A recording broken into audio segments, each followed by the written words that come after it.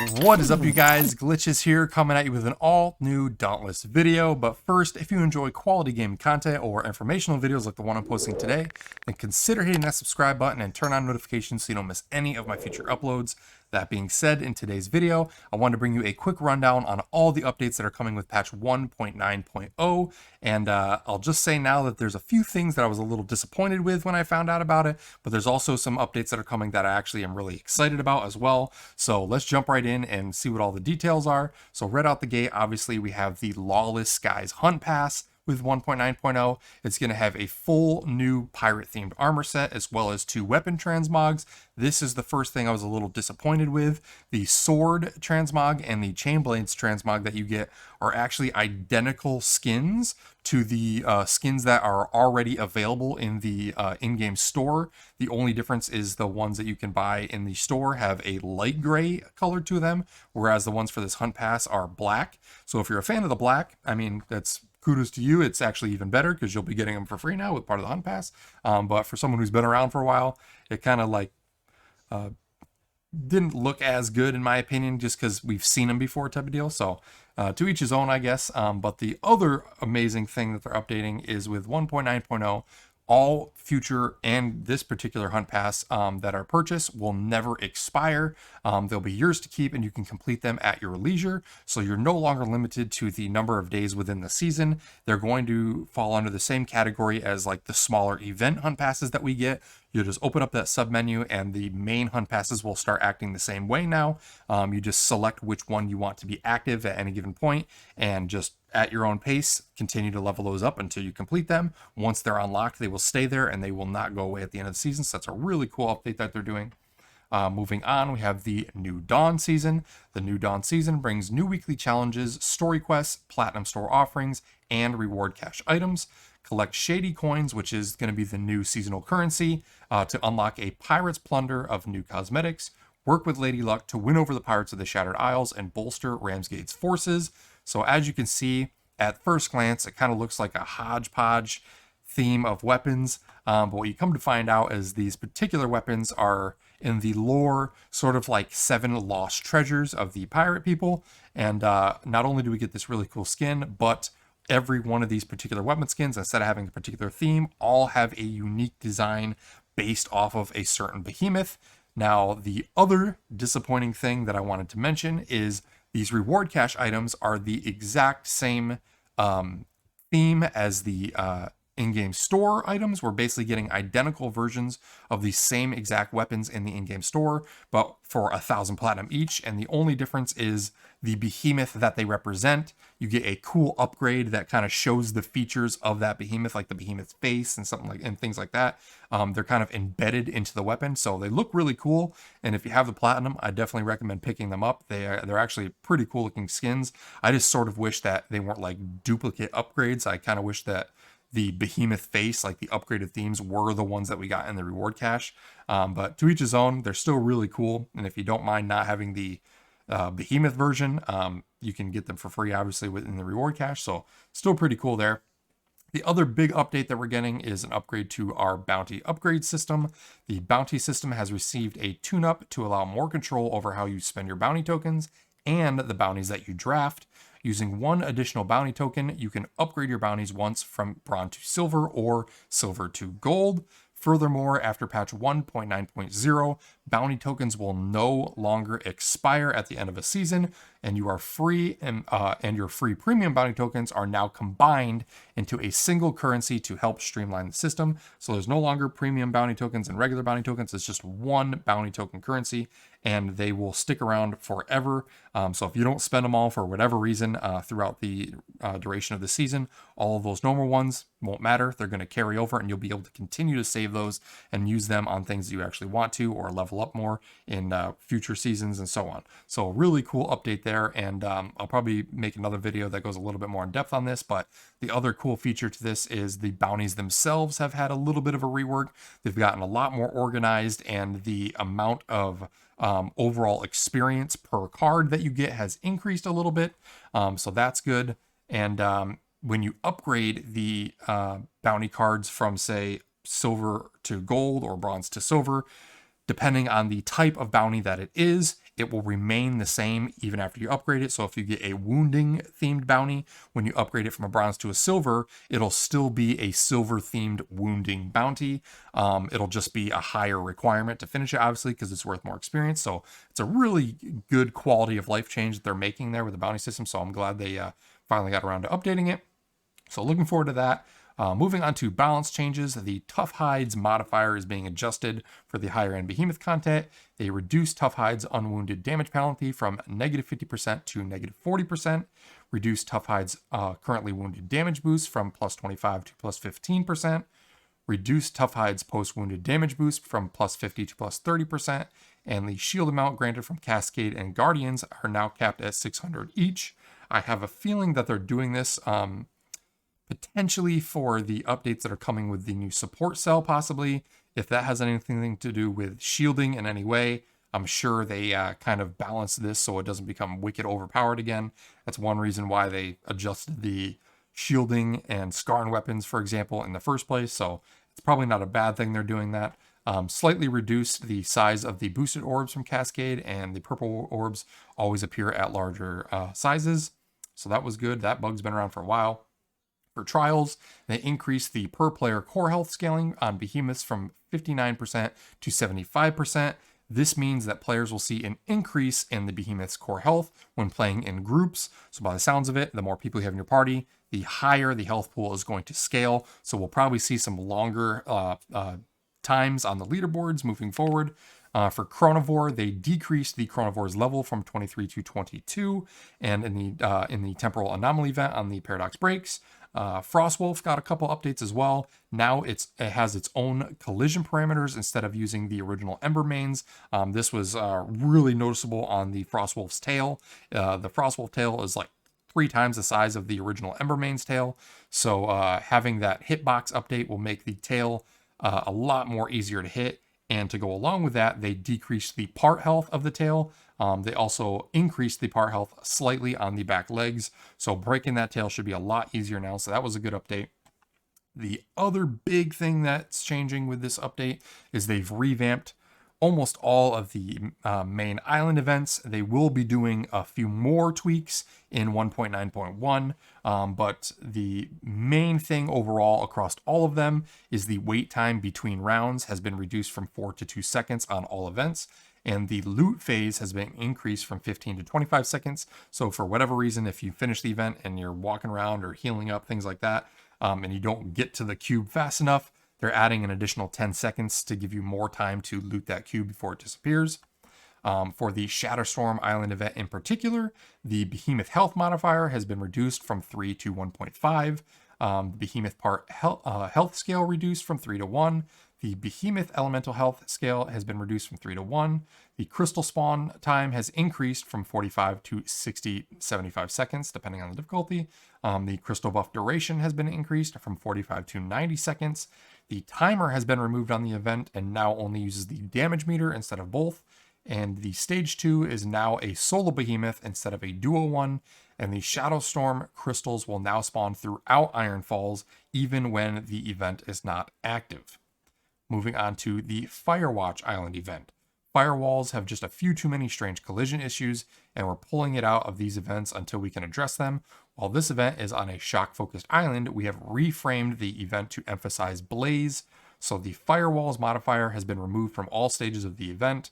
All rounds now feature only blaze behemoths. This means we've got Bloodfire Embermane now, Flameborn Quillshot, Flameborn Gnasher, and Firebrand Charog. The stage 1 modifier is now Blaze Danger Zones. Stage 2 modifier is Blaze Danger Zones and Splitting Lava. And the stage 2 is now a solo behemoth encounter instead of a duo behemoth encounter. For the Lightning Warfare Island event, this event was far too chaotic, stacking behemoths, a lesser behemoth, additional lightning towers, and shock zones all at once. In its second round, these changes will smooth out the event to a focus on the impact of having the smaller Nazagas involved at every stage. We've extended it to a third round to provide a finale with additional rewards. So it looks like we're going to be getting more rewards, but they added a third round to it. All behemoths no longer have increased health and damage. Stage 1 now spawns Firebrand Charog instead of regular Charog. They removed the Tesla Tower modifier from Stage 1, removed the Tesla Tower modifier from Stage 2. The Stage 2 Behemoth pool is now identical to Stage 1, and they added a Stage 3 containing a fight against Shockjaw Nezaga and Nezagas. Moving on to the Slice and Dice Island event. This event had a few random behemoths in it that didn't feel like they quite hit the theme. We've adjusted the pool to keep this event on point. The sticktions that spawn have been reduced in frequency to make it feel like a meaningful moment. Finally, the event now ends in a solidly thematic fight against Carabacs. All behemoths no longer have reduced health and modified damage.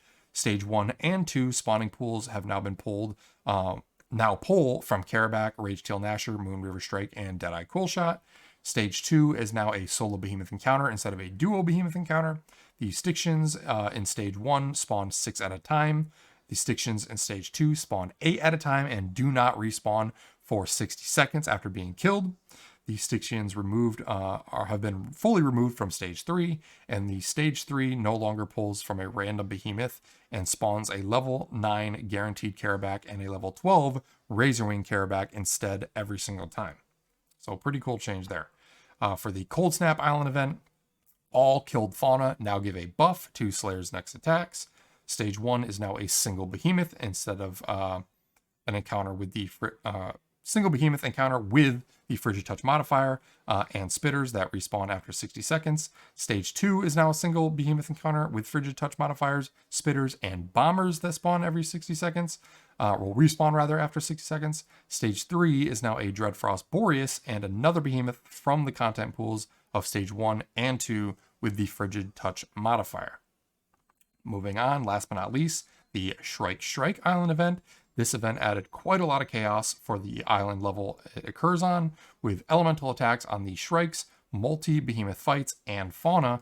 We've streamlined this event down to be a straightforward test for a fresh Slayer's understanding and mastery of Shrike.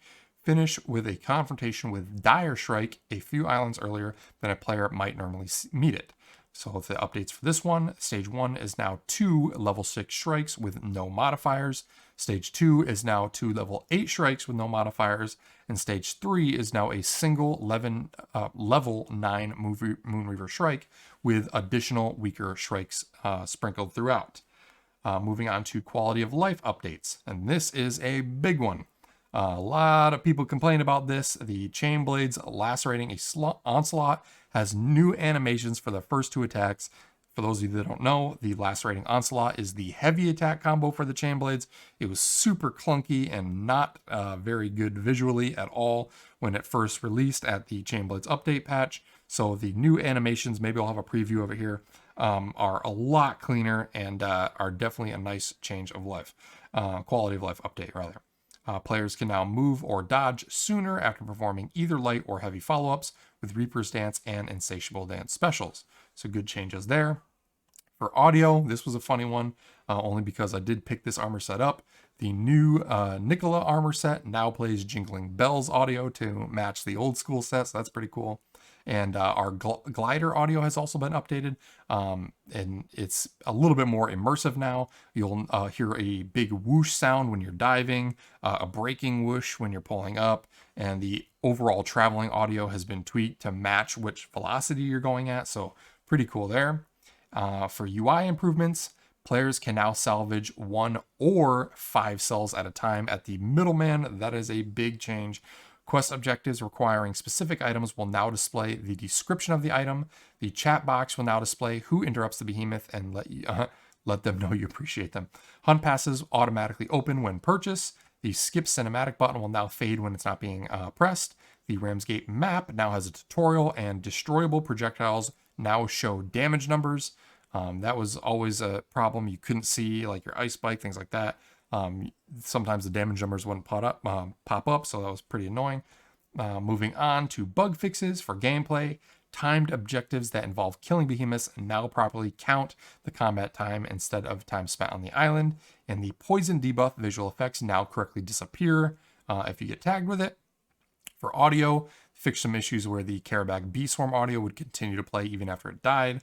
Explore music now plays on Ulrich's Peak hunting grounds, and music in Frost Escalation no longer overlaps. For weapon specific, the axe, Flight of Ruin no longer causes the camera to hitch, and turning while using the axe charge is no longer slowed. For chain blades, momentum is now correctly granted when the meter is filled, and the HUD now uses the correct ability icons when using the cruel rift strikes. For Behemoth, Savit, he got a quick fix. He now heals once he actually returns to the Aether Vent instead of before he gets there.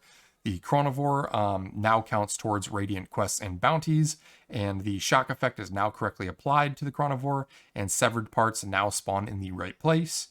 For Thrax, players can no longer stagger Thrax during the portal train attack when at the edge of the map.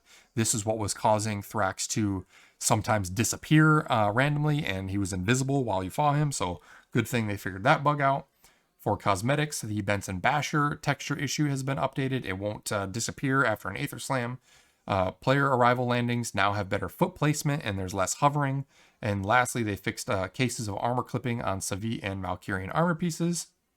Moving on to the hunting grounds, they fixed cases of supply crates, leaving persistent visual effects behind. This was, I believe, the big green ring. It would just permanently be on the ground even after it disappeared. And slayers who leave the area of an island event after it ends will no longer see a blue glow in the area when they return. And the Behemoth health widget now only reanimates for players re-entering the combat arena.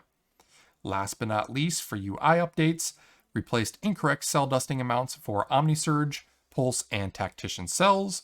The experience bar in the HUD no longer stops updating its visuals. This was a big one. If you were hunting for an extended period of time in the hunting grounds, as you leveled up, as soon as you leveled up that first time, the experience bar would kind of just get stuck and lock, and you could never tell what your actual current experience level was. So that's good that they fixed that one.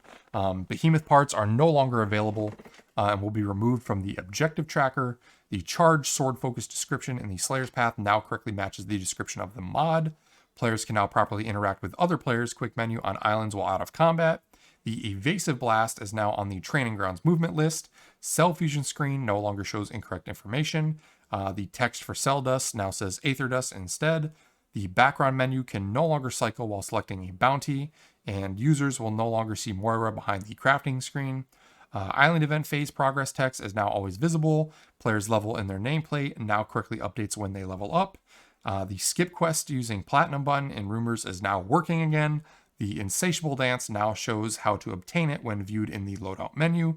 The grammar corrections, there is grammar corrections for specific Behemoth journal entries and tips. And last but not least, they fixed a few cases of UI information breaking out of bounds. I'm sure that was with different languages and things like that. And yeah, that is pretty much it. So a lot of overall just generic bug fixes and quality of life. I know it doesn't seem like some big changes, but a lot of these day-to-day island event updates are really going to help make things a little less annoying during these longer farming sessions and leveling sessions. The big things, obviously, is our bounty upgrade system. That's going to be a big game changer, and the fact that our bounty tokens won't expire now is huge. And then, obviously, we have the cool pirate-themed hunt pass. So pretty cool things to look forward to this time around. But yeah, that's pretty much all I got for you guys today. If you enjoyed the video, if you found it informative, be sure to smash that like button, comment down below. I always appreciate your guys' feedback. And if you want to support me even more, you can do so now by becoming a channel member. For less than the price of a cup of coffee, you can get your name in the credits of every one of my videos, instant access to my in-game Dauntless partner flare, and a lot of cool other bonus perks like some emojis and things like that to use on the channel. And last but not least, if you don't want to miss any of my future updates for Dauntless, I post them pretty regularly, then consider hitting that subscribe button and turn on notifications. It's greatly appreciated. Hopefully we see you around. But yeah, till the next one, you guys, hope you had a great day, and we'll see you all later.